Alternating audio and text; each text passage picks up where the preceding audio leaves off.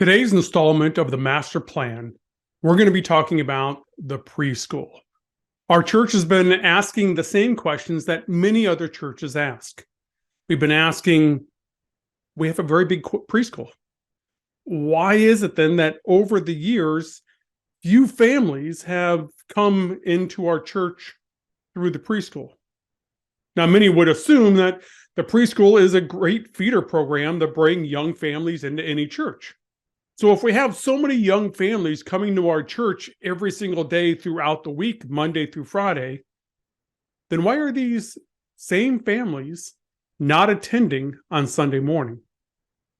The short answer is watch all the other master plan videos. Remember the issue of child safety? Remember the issue of parents not understanding where their children are going or the background of the person who's watching their children? Remember the issue of a visitor feeling like they're crashing someone else's family reunion? Those are all just a few of the examples of the hospitality video that we went over. And then what about marketing? We had a whole video on marketing. What true effort has been made in heavily marketing to the preschool? And we're not talking about that occasional half-hearted flyer about some random church event. We're talking about a bona fide marketing campaign into the preschool. If the church has not aggressively tried to market to the preschool, then why are we surprised if few, if any, young families actually come to our church? We never invited them. If a parent does bring their child to our church, then that parent is going to be expecting the same level of care for their children that they are receiving in our preschool. And I think we all know we have a phenomenal preschool that provides a very high level of care. That is our benchmark. Now, with all this said, the short answer, as we said, how do we bring young families into the church? Well, do everything we've already been talking about in all of these master plan videos. But now let's get more specific. What specific steps are we going to take to bring young families into our church? First, we need to build a relationship with the preschool. Now, as the pastor, I'm the face of the church. These families need to have a way to get to know me and build a relationship with me as the pastor. But the pressure is not only on me as the pastor. All the members of the church really need to find ways to build relationships with the preschool. So how do we build these relationships? Well, first, as the pastor, I'm going to spend some time each week working with the children of the preschool. The preschool already has in their daily routine a short chapel time. I plan to be more involved with chapel time. This will allow the children to get to know me as the pastor, but I also need to get to know their parents. Now, while many of the children might talk to their parents about me and what I did during the story time and chapel time in the sanctuary, I also need to be more direct and find direct avenues of connecting with the parents. Now, one way of doing this will be Bible time with Pastor Brad. In addition to the weekly chapel time that happens at the preschool, I will be creating a video series of me reading the Bible. There's a Bible out there called the Beginner's Bible. This is a Bible designed for children 2 to 6 years old. I will videotape myself reading the Bible, and then I'll break it down into about 100 different stories. During each video, I will begin each video with a specific kind of beginning video montage, and it's going to look, well, something like this.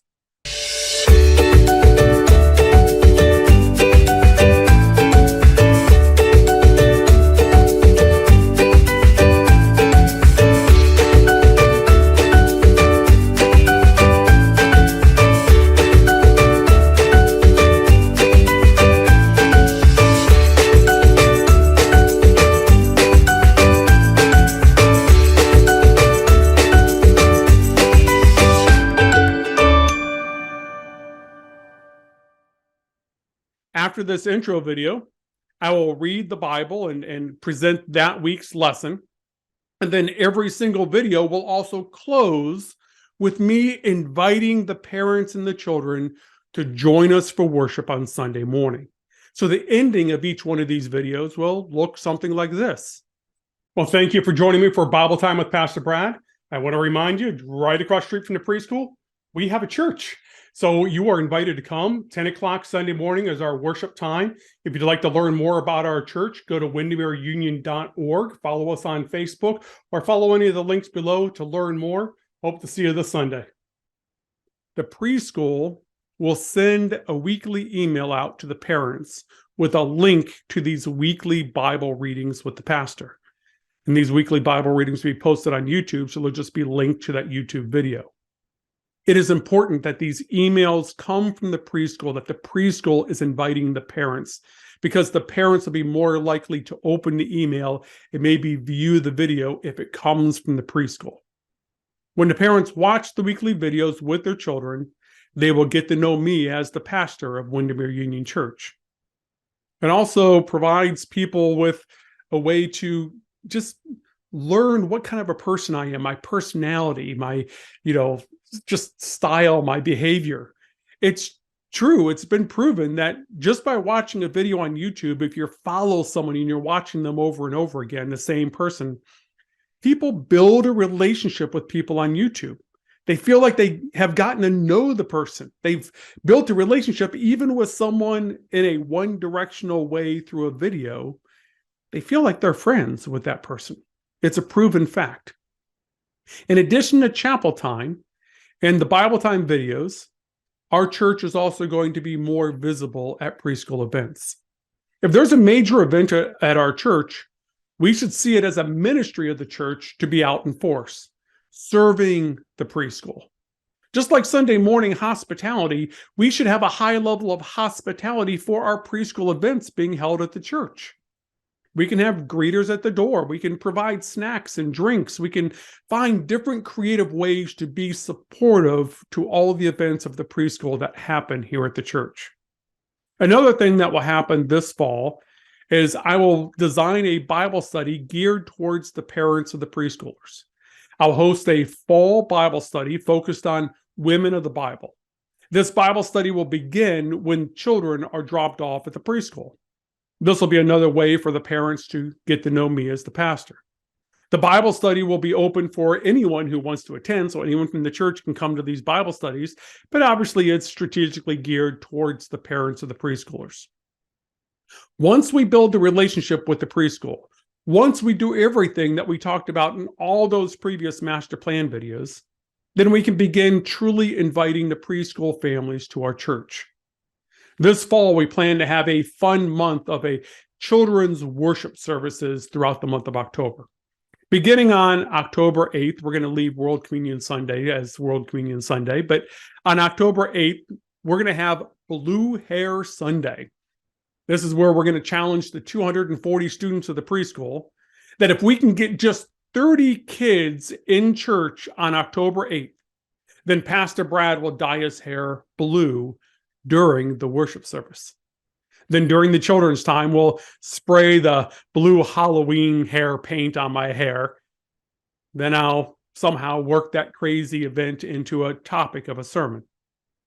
The following Sunday on October 15th, I'll create another challenge to the kids again. If they get another 30 kids to show up to church again, I will preach my sermon while wearing roller skates. This challenge came from one of the kids from our church who gave me this challenge on my first Sunday at the church, actually when I was doing my trial sermon at the church. Then on October 22nd, we'll have Donut Sunday.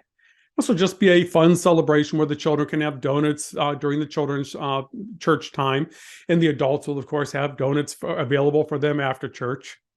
Then finally, on October 29th, we'll encourage all the children to come to church wearing their costumes.